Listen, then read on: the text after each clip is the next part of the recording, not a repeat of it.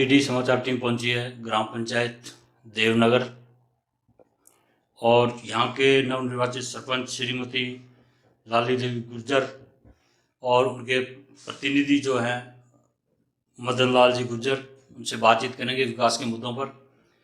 क्या मुद्दे हैं, क्या इनके एजेंडे हैं और क्या ये विकास करवाना चाहते हैं। तो सरपंच साहब, सबसे पहले डीडी समाचार की तरफ से आपको बहुत बहुत बधाई हो। राम राम शाह।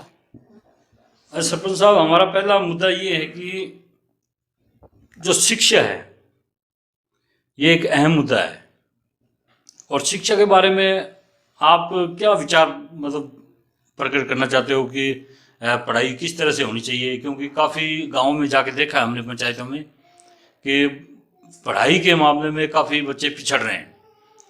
तो उनको आगे लाने के लिए क्या प्रयास हैं आपके?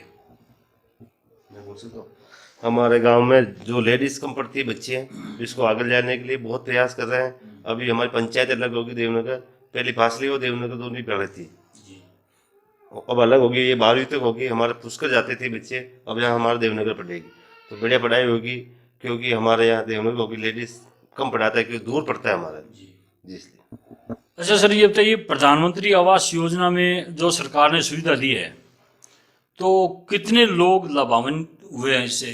करीबन 40-42 लोगों को हमारा प्रधानमंत्री मकान चल रहा है। एक बंधु को 1,39,800 रुपये मिल रहे हैं, जिसमें लेटरिन बाथरूम सहित है।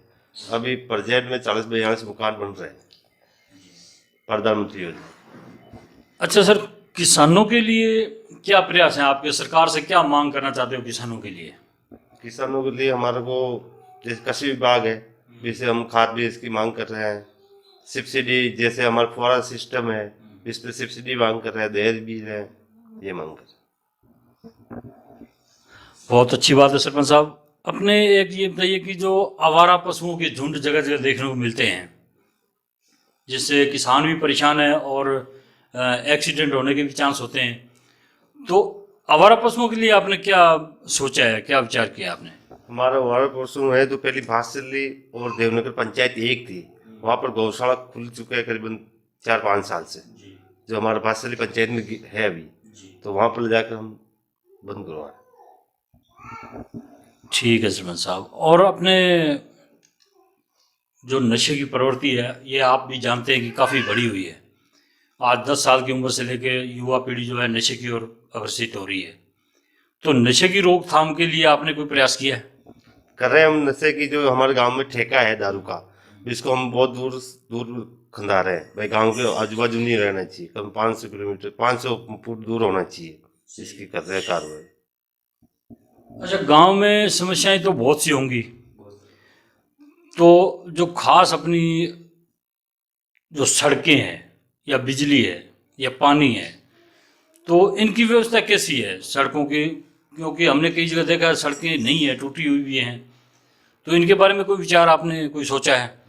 गांव में सबसे बड़ी समस्या पानी की है, तो हमने टंकी भी रखवाई है 5-6 जगह, पानी की व्यवस्था भी कराई है, बोरिंग भी करवाए हैं और ये समस्या हम हल करा रहे हैं। और टूटी फूटी रोड है, इसका भी हम प्रस्ताव भेज रहे हैं, क्योंकि इतने दिन पहले तो हमारे 9 महीने हो गए जीते हुए, तो महामारी में हमारे को कोई काम का मजा नहीं आया। फिर भी हमने अब जिला प्रमुख भी बैठ गए, हमारे प्रधान भी हो गए, तो अब हमारा काम करने का मौका मिला। सरपंच साहब, एक बात बताइए कि जो भ्रष्टाचार है काफ़ी बढ़ा हुआ है, तो इसकी रोकथाम के लिए आपने कोई विचार किया है? रोकथाम की भ्रष्टाचार है तो हमने बिल्कुल रोकथाम कर रहे हैं। फैमल में जाते हैं हम, सरपंच साहब जाते हैं और हमारे ग्राम सेवक भी जाते हैं। कोई फर्जी आर्जी चलाता है तो हम बिल्कुल काट कर आते हैं, हमारे से बहुत सुविधा करते हैं। एक सर ये बताइए कि कोरोना महामारी है जो काफ़ी देशों में फैल चुकी है, मतलब पूरा वर्ल्ड ही ग्रस्त हो गया है इससे, तो इसकी रोकथाम के लिए आपने कोई प्रयास किए और जनता से आप क्या अपील करोगे? जो महामारी तो मैं हमारी देवनगर पंचायत में पूरी पंचायत जो भी गांव ढानी वहाँ पर दो बार हमारे को ट्रैक्टर से स्प्रे कराया और किसी को भूखा नहीं रहने दिया। हमारी पंचायत में आटा जाकर बांटे भी है, कुछ कार्ड से भी बंटवाया, जो भी हमारी मदद थी पूरी की। सर, जन कल्याणकारी योजनाओं के बारे में क्या विचार है आपका? जन कल्याण योजना में हमारा विचार अच्छा है, कराएंगे। जो सरकारी सुविधाएं जो सरकार दे रही है वो गरीबों तक आप कैसे उपलब्ध करवा सकते हो? हम पूरी कराएंगे उपलब्ध की पूरी मेहनत करेंगे। जहाँ हमारे पिसागंज जाना पड़े, जो अजमेर जाना पड़े, कहीं जाना पड़े, हमको जाएंगे। अच्छा सर, अब ये बताइए कि किसान जो हैं, क्योंकि आज 65-70% किसान जो देश को पाल रहे हैं और 70% मतलब किसान खेती कर रहे हैं, तो सरकार से क्या अपील करोगे कि इनको कुछ फायदा मिले, लाभ मिले किसानों को, क्योंकि ये तो अन्नदाता हैं। किसान बहुत दुखी है बेचारे के। अभी हर महीने बिल आ जाता है, किसी के 2000, किसी का 3000, और खेती का सब्जी का कोई बाजार नहीं रहता है। बहुत परेशान है किसान। किसानों को कर्ज माफ वो लोन ले रखे, इसका ब्याज भी देना पड़ता है। किसान का ब्याज नहीं छूटता है, बेचारा बहुत दुखी है किसान। पानी की बहुत कमी है। तो सरकार से क्या अपील करोगे आप?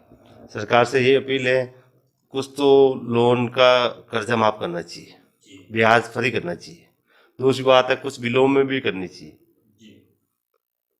ये अच्छा सरपंच साहब, मृत्यु भोज के बारे में आपका क्या विचार है? क्योंकि अपने मुख्यमंत्री जी ने ये लोगों को समझाया भी है कि ये इसको बंद करना चाहिए, तो मृत्यु भोज के लिए आप कुछ बोलेंगे?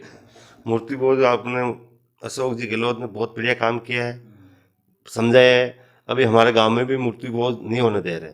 हम पटवारी जी और ग्राम सेवक जी सरपंच जाकर भी इसको पाबंद करते हैं, बिल्कुल देखभाल करते हैं। ये बहुत अच्छा काम है।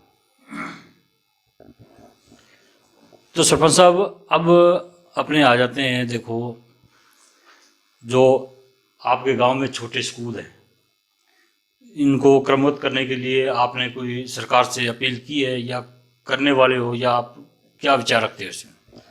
हमारी पंचायत में 3 स्कूल है सर। एक 12वीं तक है, एक 8वीं तक है, एक 5वीं तक है। 2 ढाणियों में, एक गांव में। तो अभी 12वीं तक तो होगी, और 8वीं को 10वीं कराने के लिए अब हमारी हटी है, हम अब कार्रवाई करेंगे, कोशिश पूरी करेंगे। और पानी की व्यवस्था कैसी है यहाँ पर? पानी की व्यवस्था बहुत कम है, फिर भी हमारे को बोरिंग कराया, टंकी भी रखाई जगह जगह, बट पानी की व्यवस्था बहुत कम है। बहुत बहुत धन्यवाद सरपंच साहब, आपने 10 मिनट निकाले हमारे लिए। डीडी समाचार में मनीराम भाटी की रिपोर्ट।